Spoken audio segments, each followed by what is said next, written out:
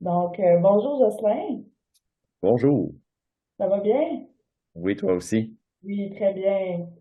Aujourd'hui, on se rencontre parce que je veux te connaître comme artiste, premièrement, puis je veux savoir c'est quoi ton lien avec l'Opéra de Trois-Rivières. Pour commencer, est-ce que tu peux te présenter, s'il te plaît?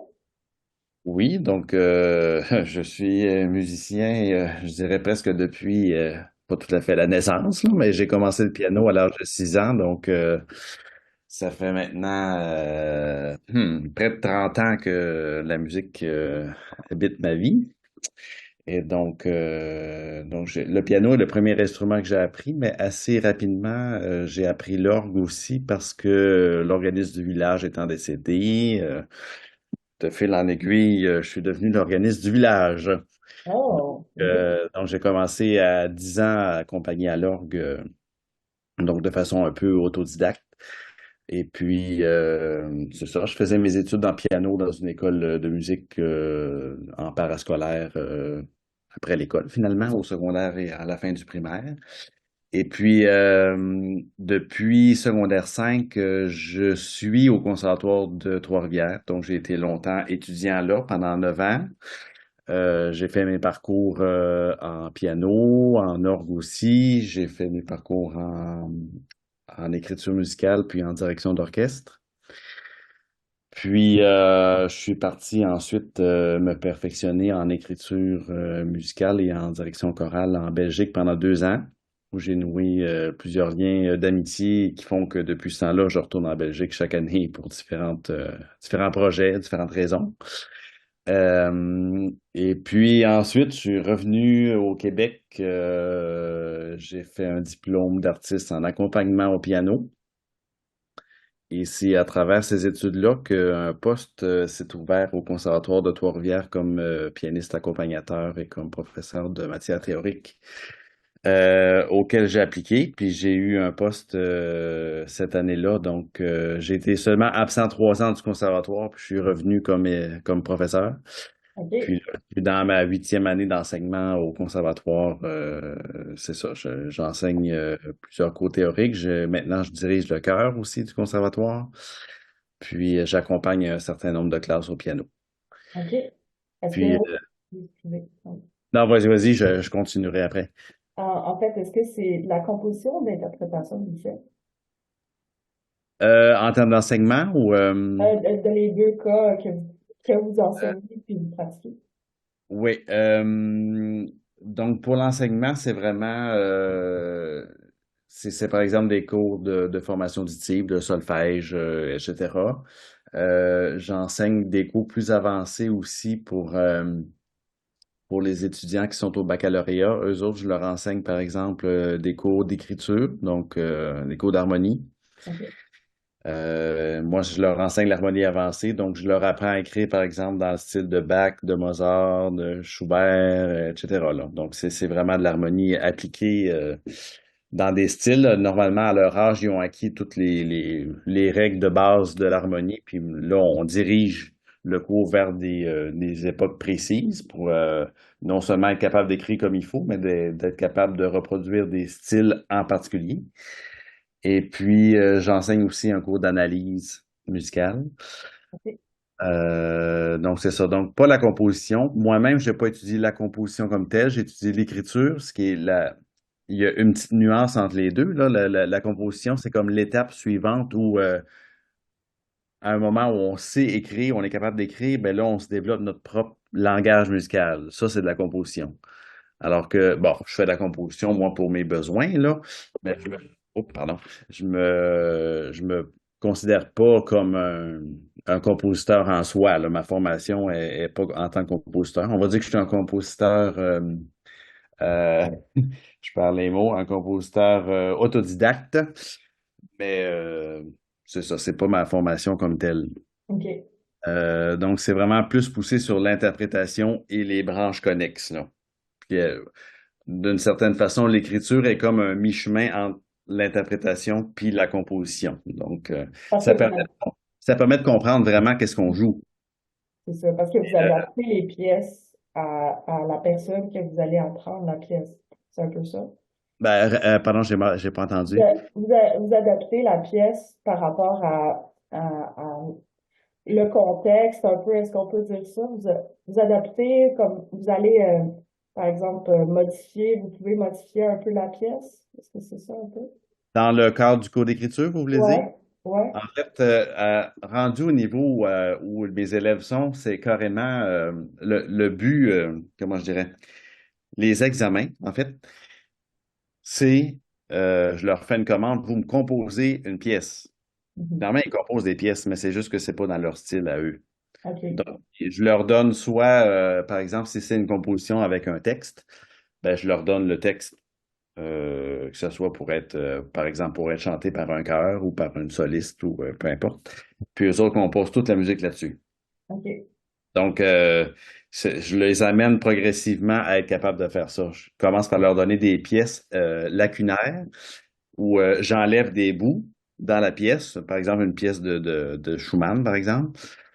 Là, je laisse quelques mesures, quelques bribes, puis ils doivent s'inspirer de ce qui est là pour compléter les mesures qui sont vides.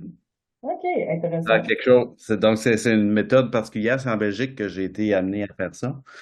Donc, je reproduis ça ici. C'est très Donc, intéressant. oui, c'est vraiment spécial. On dirait que c'est vraiment à part de tout le reste, là. C'est vraiment Mhm. un cours spécial en soi. Fait que ça, c'est pour ce qui est de l'enseignement. Sinon, pour mes activités artistiques comme telles, je suis depuis maintenant près de 15 ans, oui, c'est ça, organiste à la cathédrale de Saint-Hyacinthe. Moi, je suis natif de la région entre Saint-Hyacinthe et Drummondville, donc c'est ma région natale, où il y a un bel orgue Casavant dans les tout premiers orgues que Casavant a construit. Je suis là depuis une quinzaine d'années. Puis, je suis aussi maître de chapelle à la cathédrale depuis, c'est quoi, une dizaine d'années. Là, c'est moi qui m'occupe du chœur de la cathédrale. Je dirige le chœur tout en l'accompagnant, d'ailleurs. Euh, c'est ça. Sinon, ben, je suis répétiteur pour des chœurs. J'accompagne un chœur à Granby, chœur classique. Et en temps normal, je suis aussi l'accompagnateur du chœur de l'Orchestre symphonique de Trois-Rivières. Actuellement, je suis leur chef intérimaire pour, en tout cas, cet automne. Voilà. Puis sinon, je dirige aussi le chœur l'Orphéon de Trois-Rivières depuis, c'est ma troisième année maintenant. OK. C'est Wow. je fais pas mal de choses. Ah, vous êtes occupé. Oui. Est-ce que, donc, vous m'avez parlé de Schumann, Schubert. Est-ce qu'il y a une œuvre en particulier qui vous a marqué, que vous avez enseigné ou votre préféré, vous diriez? Euh, c'est bon, ça m'amène à un point que j'avais pas abordé encore, c'est le fait que après toutes mes études, pendant que j'ai commencé à enseigner, je me suis dit que j'avais envie de faire un doctorat. Mhm. Mes différentes activités faisaient que depuis un certain temps, je ne jouais plus beaucoup d'orgue à part accompagner à l'église, jouer du répertoire pour les messes, mais apprendre du nouveau répertoire pour les concerts, etc., j'en faisais moins depuis que j'étais parti en Belgique. Et donc, ça me donnait la motivation de faire un doctorat en orgue pour me spécialiser au niveau de la musique d'un compositeur qui m'est très cher. Alors, si, en tout cas, un compositeur en particulier à qui je m'identifie beaucoup, c'est César Franck, OK. qui a écrit beaucoup pour orgue, mais qui a écrit de la musique importante en France pour la musique de chambre, pour le piano. Mais c'est pas la musique la plus jouée, même s'il est connu pour certaines œuvres. Par exemple, dans le milieu lyrique, en tout cas lyrico-religieux, on connaît très bien le Panis Angelicus de César Franck. À peu près tout le monde va avoir ça à ses funérailles, là. Même si ça n'a pas rapport aux funérailles, mais bon, c'est tellement beau que Donc, c'est une on peut le musique qui mettre est à tous les plus, soirs. est-ce que c'est une musique plus mélancolique, on peut dire? Il y a- il- c'est assez varié, mais c'est vrai qu'il peut avoir une ambiance assez mélancolique dans plusieurs œuvres. Franck est dans l'époque qu'on appellerait post-romantique. Donc, disons, actif dans la deuxième partie du 19e siècle. Donc, puis il amène la musique dans un niveau assez, en bon québécois, pété, là. Mhm. Il est très influencé par les compositeurs allemands, puis il y a beaucoup de chromatisme dans sa musique, hein. C'est hyper, ça module beaucoup, il reste rarement en place. Puis au niveau des émotions, c'est quelqu'un qui est assez profond. C'est quelqu'un qui, à la base, était très religieux, donc sa musique, même en n'étant pas nécessairement religieuse à la base, il atteint des sommets de profondeur assez intenses, là. Mhm. Puis ça me rejoint beaucoup. Je pense que c'est l'aspect de Franck qui m'a toujours le plus rejoint. Puis il y a un certain nombre d'œuvres pour orgue là, qui atteignent pour moi, cette perfection-là. Donc c'est pour ça que j'ai voulu me spécialiser dans sa musique, là. Est-ce que vous avez fait un spectacle spécifique avec sa musique?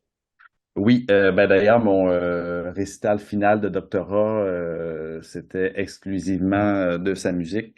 Ok. Puis en même temps, ça servait de défense de thèse, si on peut dire. Là. C'était pas un doctorat PhD, là, c'est un doctorat plus pratique en musique. Mais il y a quand même une thèse à écrire. Puis dans le récital final, il y avait aussi une présentation de la thèse qui faisait office de défense de thèse, hein. OK. Donc, Puis, est-ce que justement de jouer des pièces comme ça que vous aimez et tout, ça peut vous amener à un certain stress pour avoir fait moi-même des spectacles de musique? Parfois, on a peur de pas assez bien performer. Est-ce que vous avez ce stress-là, vous, pendant un concert? ben, oui, c'est un stress qui est toujours là parce que bon, c'est tout à fait naturel, là. On veut toujours le mieux faire le plus possible. Euh, Puis il y a aussi bon le fait de jouer pour ses pairs quand on joue devant des musiciens, il y a un stress davantage parce que ben, c'est ça, c'est toujours la même raison. On veut faire le mieux possible. Puis bon.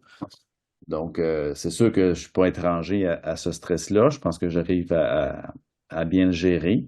Mhm. Mais ça fait partie de la réalité. Puis je pense que je dirais pas que le métier serait moins intéressant s'il y avait pas ça, mais ça ajoute une certaine fébrilité parfois à l'interprétation. Il y a un certain nombre de fois où ça amène quelque chose de spécial à une interprétation, Mhm. une espèce de Mhm.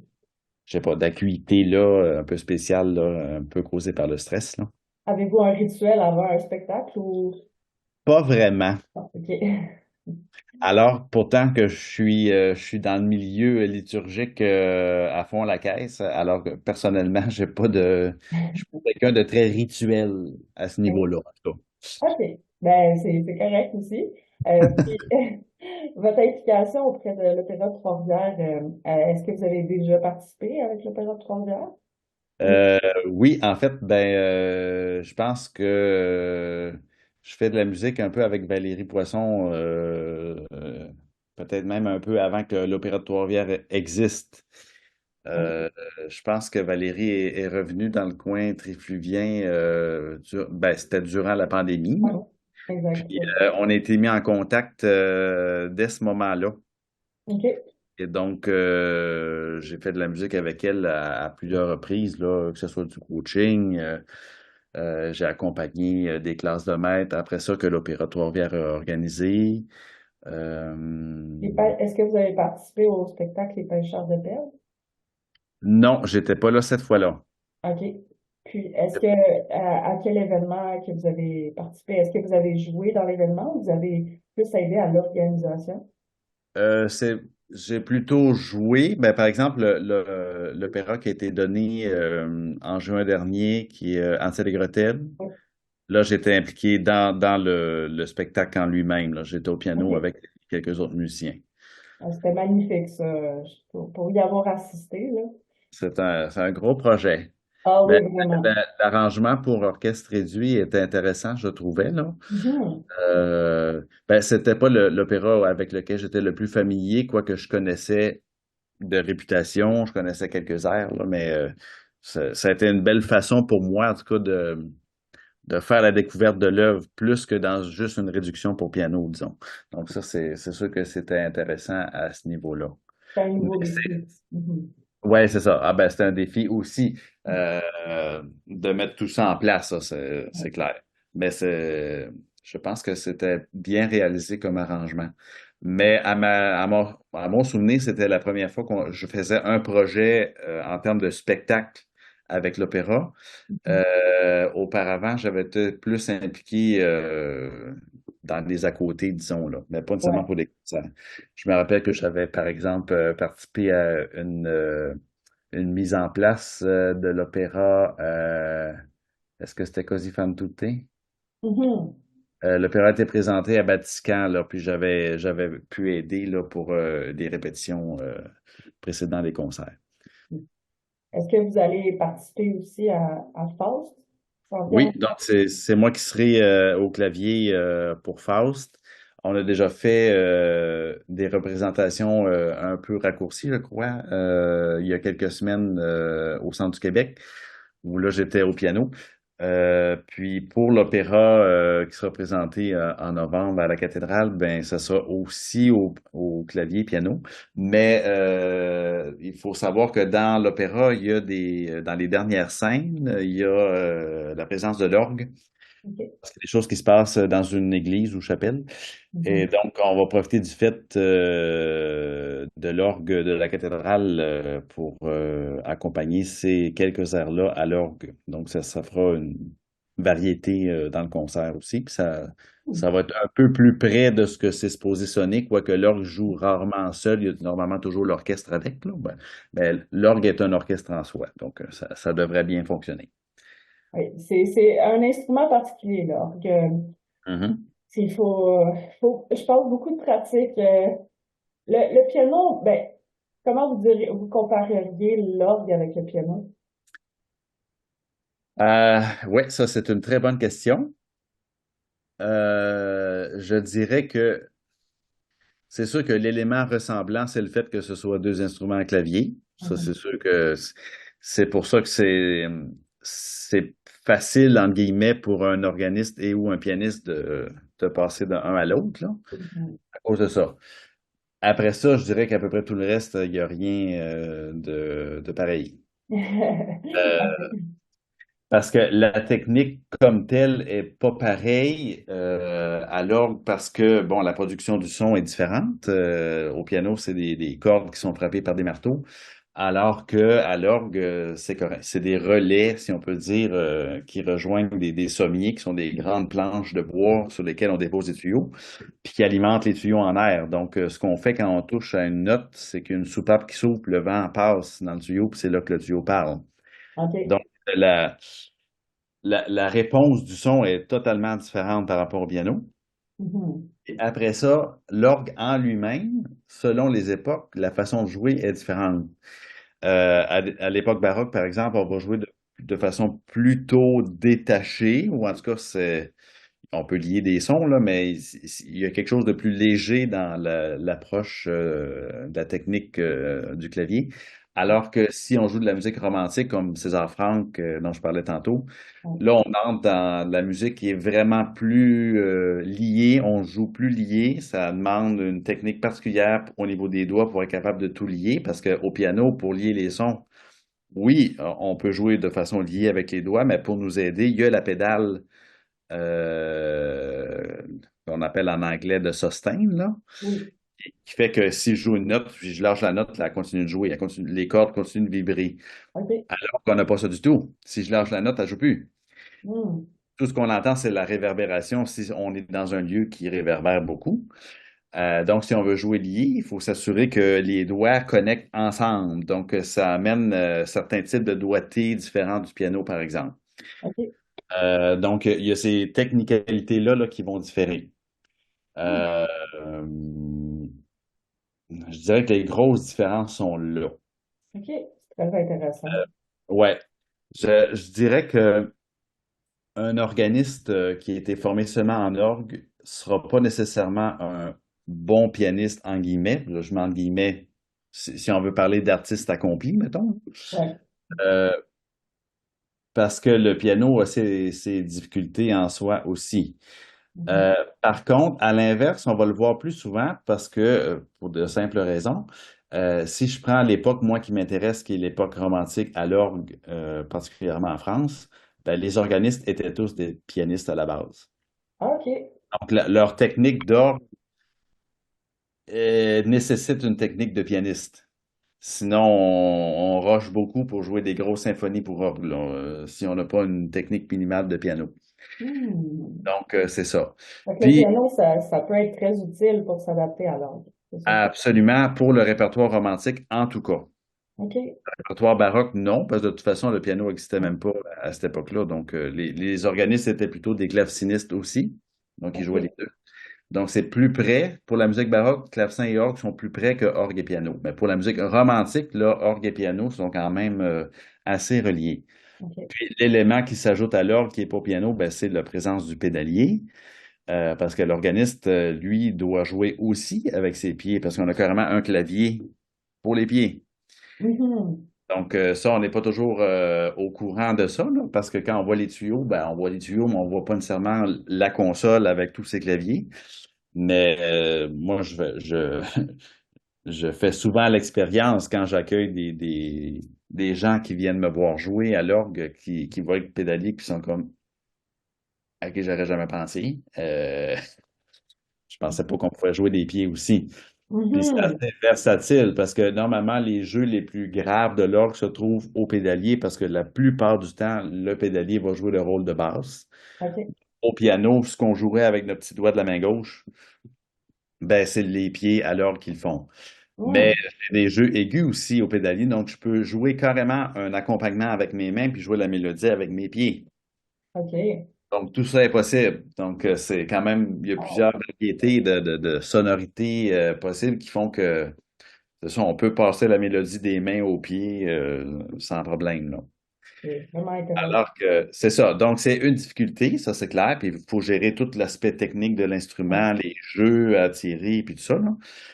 Mais le piano a aussi ses difficultés. Alors, plusieurs personnes me demandent, est-ce que l'orgue est plus compliqué plus difficile à jouer que le piano? Je dis oui et non, parce Mhm. que c'est vrai qu'il y a beaucoup d'aspects techniques à l'orgue à gérer. Mais si pour une personne comme moi, par exemple, c'est plutôt naturel. Ben, moi, je trouve qu'il y a certaines difficultés du piano qui sont plus difficiles pour moi que certaines difficultés pour orgue. Et pour d'autres, ça va être l'inverse.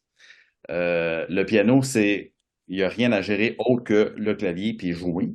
Ouais. Mais justement, ça amène des musiques extrêmement complexes juste Mhm. pour deux mains. Ouais. Puis ça demande, par exemple, beaucoup de visu, parce que justement, alors, quand les pieds s'occupent de jouer les basses, les mains s'occupent du reste. Ben, au piano, la main gauche doit jouer les basses et jouer le reste en même temps avec la main droite. Donc ça, c'est une difficulté qu'on n'a pas alors qui est au piano. Donc comme en résumé, quoi que ces deux instruments à clavier, les techniques et les difficultés de chacun des deux instruments sont vraiment différentes. Oh, c'est vraiment bien expliqué. Vraiment, vraiment. Puis, ben, je trouve ça intéressant. Ça donne envie de jouer de l'orgue en vous écoutant parler. C'est Ah ben, c'est vrai? sûr que je presse pour ma paroisse, là, mais c'est mon instrument de prédilection, c'est vrai. Puis il y a une connexion particulière. Mhm. Il y a peut-être un côté du fait que dès ma jeunesse, je voyais ces instruments-là, puis j'étais comme émerveillé, même si je voyais juste les tuyaux là, d'en bas, là. Puis j'étais Mhm. comme wow, c'est vraiment c'est spécial. Puis jamais je Ouais. me serais attendu à l'âge de 4 5 ans que 5 ans plus tard, je commencerai à en jouer puis que j'en ferai une grosse partie de ma carrière après ça. Ouais. Donc, il y a aussi une connexion un peu spirituelle, là, je dirais, avec l'instrument, là. Mhm. Ouais, ben, c'est ça. Aussi, c'est joué souvent dans des églises. Est-ce que parce que c'est difficile de transporter un orgue? Ouais, il existe des petits orgues portatifs là, qu'on a inventés. On s'en sert pour jouer, par exemple, de la musique baroque, mais on a tendance à oublier qu'en fait, ça n'existait même pas à l'époque baroque, ces petits orgues-là. Ben, c'est inspiré d'un phénomène ancien, là, Mais à l'époque baroque, on jouait surtout avec l'orgue qui était dans l'église. Puis c'est ça. Mm. Mais aujourd'hui, on a comme recréé ce phénomène-là d'orgue plus ancien, en fait, peut-être plus médiéval, qu'on appelait un orgue positif parce qu'on pouvait le poser où c'est qu'on Mhm. voulait. Donc, on se sert de ce principe-là aujourd'hui dans les orchestres baroques pour jouer de la musique ancienne. OK. Ben c'est quand même pas ça se transporte, mais c'est quand même pesant, là. Ouais, non, c'est pas évident. C'est toute une C'est organisation. un beau petit meuble, là, bien costaud. Ouais, ouais, j'imagine. C'est ça. Mais sinon, c'est vrai que la grosse majorité des orgues sont dans les églises. Mhm. Là, de plus en plus, ces dernières années, on voit ça au Québec, en tout cas, c'était un peu plus présent avant, par exemple en Europe, mais là, ça vient ici. On se met à construire des orgues pour les salles de concert. OK. Par exemple, au Québec, on a deux orgues importants dans les salles de concert. D'abord, il y a eu le Palais Montcalm à Québec. Je ne sais plus en quelle année, là, mais c'était pas longtemps avant le deuxième instrument qui, lui, est installé à la Maison symphonique à Montréal, Mhm. qui est notre plus gros orgue de concert que je sache au Québec, oui, puis peut-être même au Canada, quoique il y a peut-être un ou deux gros autres instruments dans l'Ouest, là. Mhm. Mais je pense que celui de la Maison symphonique est un des plus imposants. Donc, Ouais. ça commence à devenir plus présent dans le monde profane, si je peux dire. Mhm. C'est une bonne chose parce que pour le répertoire d'orgue avec orchestre, on était un peu limité ici, à part si on pouvait les jouer dans des églises, là. Mais c'est pas toujours aménagé tout à fait pour avoir un orchestre aussi, là. Donc c'est parfois un peu compliqué. Mais il y a un grand nombre d'œuvres qui ont été écrites pour orgue et orchestre au 19e siècle parce que justement, par exemple en France, il y avait des salles de concert avec orgue. Donc, par exemple, la pièce la plus connue, c'est la troisième symphonie de Saint-Saëns, qui est écrite avec une partie d'orgue. Ben, ça a été écrit justement à l'époque où il y avait des salles de concert, par exemple à Paris, où il y avait un grand orgue Cavaillé-École. Puis plusieurs compositeurs ont écrit pour orgue et orchestre à cette époque-là pour cette raison-là. OK. Donc, on va pouvoir maintenant ici découvrir, je l'espère, avec des chefs d'orchestre qui vont inclure dans leur programmation des œuvres avec orgue et orchestre. Bien sûr. Pas juste la troisième symphonie de Saint-Saëns, il y en a plein d'autres. Ah oui, c'est ça. Vous voulez populariser un peu l'orgue aussi, là. Vous- Ben oui, c'est ça, de faire connaître Ouais. l'instrument parce que c'était un instrument qui était connu à la base parce qu'il y avait une pratique religieuse importante. Donc, les gens connaissaient l'instrument au moins pour le fréquenter le dimanche, mettons. Ouais. Et là, ça, c'est une réalité très, très, très atténuée, de plus en plus atténuée. Mhm. Donc, il faut trouver une façon de faire connaître l'instrument au grand public, y compris les jeunes, autrement qu'à l'église. Donc, la salle de concert est le meilleur moyen. Il y a aussi des associations des Amis de l'Orgue qui organisent des concerts dans les églises. Par exemple, moi, je suis dans les Amis de l'Orgue de Drummond et on fait nos concerts à la Basilique Saint-Frédéric, qui est comme le plus gros instrument sur toute la rive sud du Saint-Laurent, si je ne me trompe pas. Oui. Mhm. Donc, on organise des concerts trois, quatre fois par année, justement pour qu'il y ait un autre contexte que la liturgie où l'orgue est mis à l'avant. Puis donc, ça permet d'atteindre des publics plus ou moins différents aussi. Donc, c'est une façon, entre autres, de faire connaître l'instrument. Est-ce que justement, pour rendre accessible, est-ce que vous avez un album que les gens ils peuvent écouter aussi? Est-ce que... Euh, j'ai pas vraiment fait d'enregistrement pour être vendu jusqu'à maintenant. Ça pourrait être un projet pour plus tard. Faut dire que je suis pas l'artiste le plus attiré par l'enregistrement. J'ai l'impression que ça me stresse plus que les concerts. OK. Peut-être parce qu'il y a pas le côté éphémère du concert où, bon, ben, on joue, puis advienne que pourra, puis s'il y a des problèmes, ben, c'est pas grave. Ça fait partie du phénomène du concert, mais l'enregistrement, il y a comme un stress supplémentaire parce que là, on joue et c'est quelque chose qui va rester. Mhm. Donc, bon, la vie jusqu'à maintenant a fait que j'ai pas été amené vers ces projets-là. Ça Ouais. peut arriver. J'ai enregistré des projets des compositions que j'ai faites, des messes que j'ai écrites il y a quand même un certain moment. Mais c'était plus pour des souvenirs personnels ou pour appliquer pour des concours. Ouais, c'est ça. J'ai enregistré surtout pour des concours, mais c'est pas, tu sais, ça n'a pas été destiné à en faire des disques compacts ou des Mhm. enregistrements pour être vendus d'une façon ou d'une autre, là. Donc, pas actuellement, mais qui sait. À qui sait? On sait pas. Mais en fait, aussi, c'est quoi vos prochaines collaborations? Vous allez avoir l'Opéra de Trois-Rivières le 16 novembre. Vous allez avoir quel autre événement qui s'en vient aussi? Actuellement, avec le chœur de l'Orchestre symphonique de Trois-Rivières, on est en train de préparer le concert de Noël qui va être présenté cette fois-là à deux occasions. Il va Mhm. être présenté le premier vendredi de décembre à Latuc OK. et le lendemain, le premier samedi de décembre à Trois-Rivières, la cathédrale. Parce que la salle Thompson sera les travaux qui vont avoir lieu à la salle Thompson vont être commencés, donc on n'aura plus accès à la salle Thompson pour un certain temps. Mhm. Beaucoup de concerts de l'orchestre qui vont avoir lieu à la cathédrale. Donc, je suis sur ce projet-là actuellement. C'est sûr qu'au concert, c'est Maestro Trudel qui va diriger, et non pas moi, mais je serai dans les choristes pour OK. chanter avec eux. Sinon, ben, pour l'automne, il y a différents concerts du conservatoire où les étudiants sont mis en vedette et donc ceux que j'accompagne, eh bien, je suis avec eux autres au piano. Mhm. Pour l'automne, à mon souvenir, c'est pas mal ça. J'ai un concert d'orgue que je vais donner samedi de la semaine prochaine, le 19 octobre à 19 ou 18, je sais plus.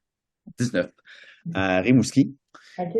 Et Saint-Pédis, où j'ai déjà joué il y a quelques années, mais là, ça commence à faire un petit moment, donc ça va être plaisant de retourner jouer là-bas. Je me souviens que c'est un très bel instrument. Mhm. Mais un instrument pour jouer de la musique essentiellement baroque, donc je ne serai pas dans mes pantoufles habituelles. Donc, Ah, c'est ça fait bon. bien des fois de faire autre chose que ce qu'on est habitué de faire tout le temps, là. Ah, Ça, c'est ça, exactement. Puis, justement, par rapport à ça, est-ce qu'il y a un conseil que vous pouvez donner aux gens qui font de la musique puis qui commencent dans le milieu musical puis qui ont des nouveaux défis comme vous faites, là? euh, Si je parle par expérience, je dirais qu'un des meilleurs conseils que je puis donner, à mon avis, c'est le plus tôt possible d'être impliqué dans toutes sortes de projets OK. musicaux, de se faire connaître. Mhm. Évidemment, bon, il faut doser, là. Personnellement, j'étais reconnu pour être une espèce de boulimique musical. Déjà, quand j'étais aux études, là, je faisais plein d'affaires, puis j'avais bien du fun. Ouais. Bon, mes profs ont eu bon, j'oserais dire la sagesse de me laisser aller. Alors, je pense qu'ils voyaient que j'étais capable de faire ce que je faisais, donc ils me laissaient aller. Mais c'est ça, c'est de voir sont où, pas nos limites, mais je dirais de voir qu'est-ce qu'on est à l'aise de faire, puis ce dans quoi on est à l'aise, ben, d'y aller à fond. Ah, ah. Ça peut être carrément juste le répertoire qu'on apprend au conservatoire ou au cégep ou à l'université cette année-là, ben, d'avoir plusieurs occasions de le jouer à différents endroits. On peut même s'organiser soi-même des concerts, si on a la fibre un petit peu entrepreneuriale, là. Euh, mais l'important, c'est d'exister, Ouais. de faire partager le plus possible au public alentour et aux musiciens des alentours notre musicalité puis notre intérêt dans la musique.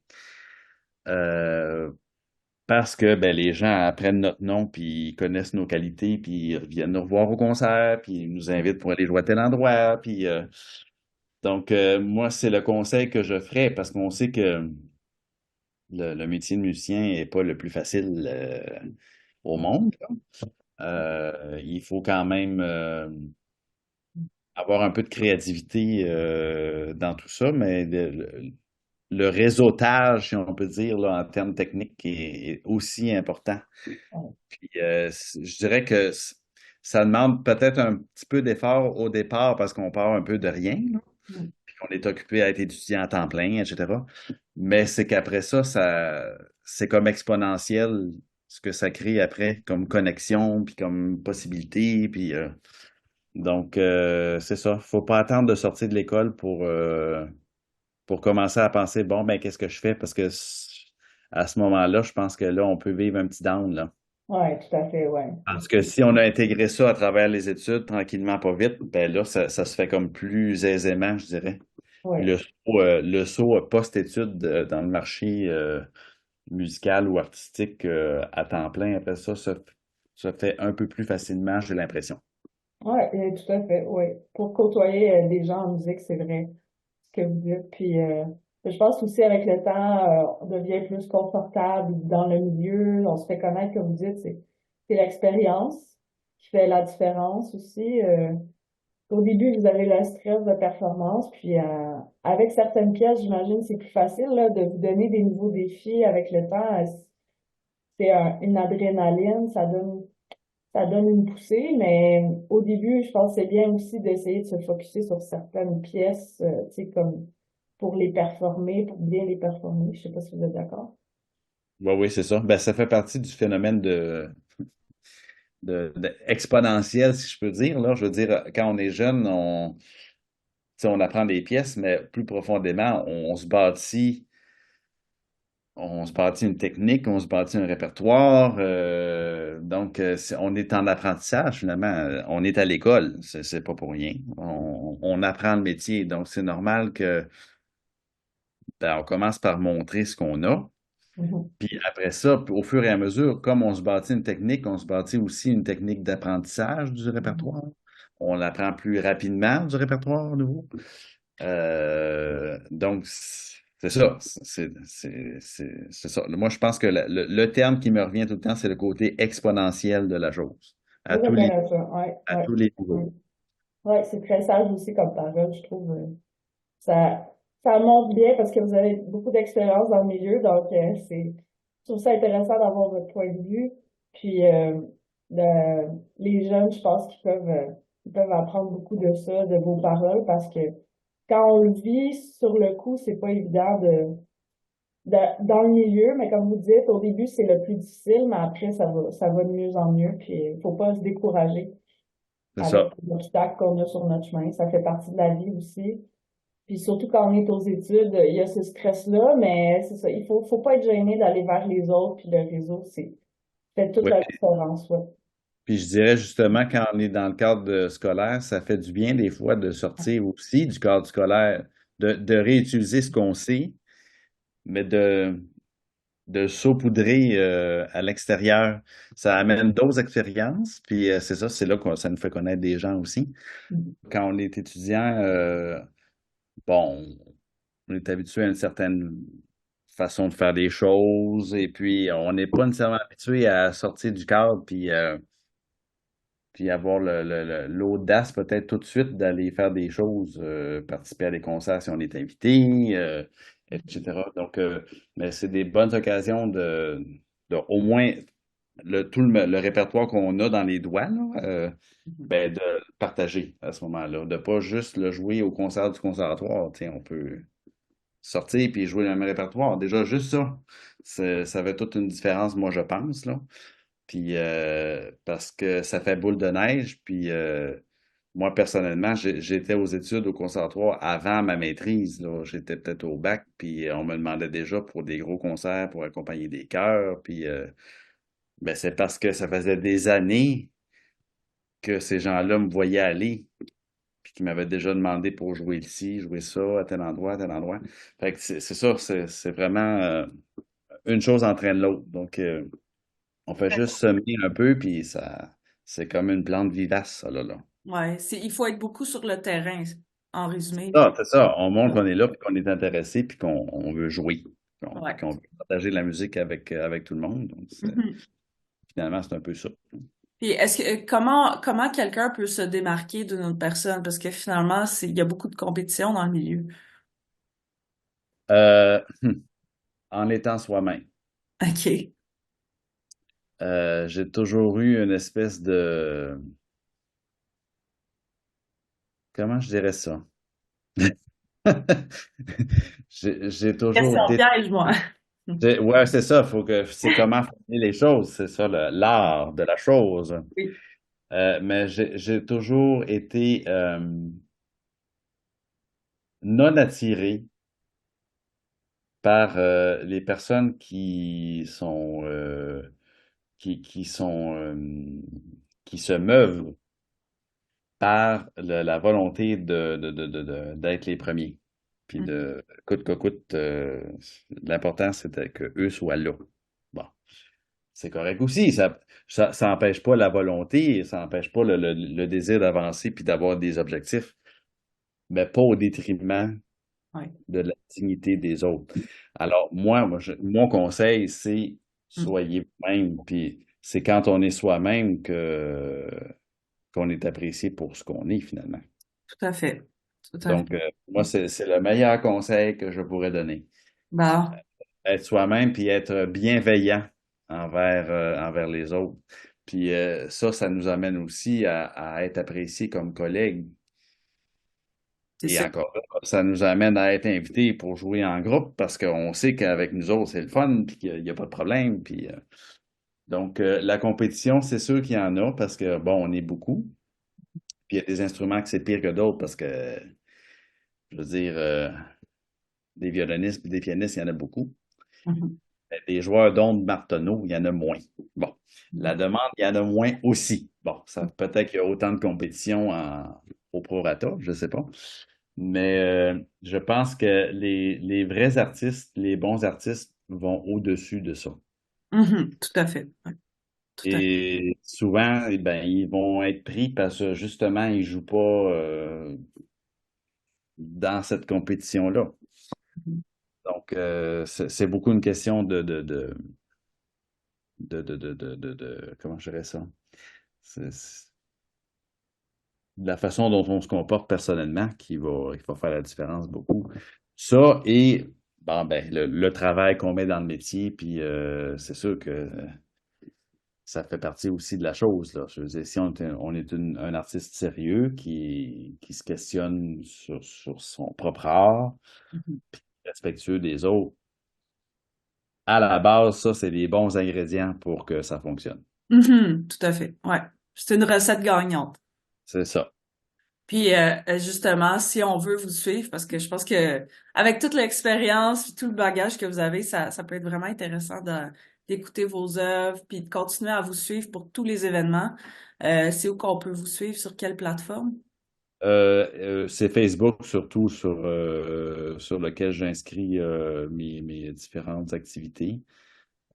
Sinon, ben, ceux qui sont de la région plus mascoutaine savent que je suis à la cathédrale toutes les fins de semaine, au moins les dimanches.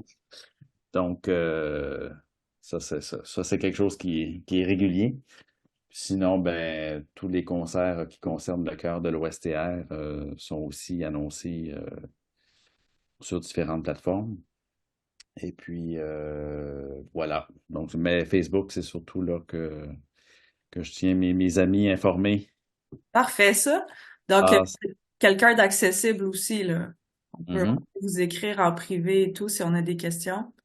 absolument. Avec, j'espère, un délai de réponse acceptable. Je suis certaine. Mais vous êtes quand même occupé, là. Il faut être patient dans la vie.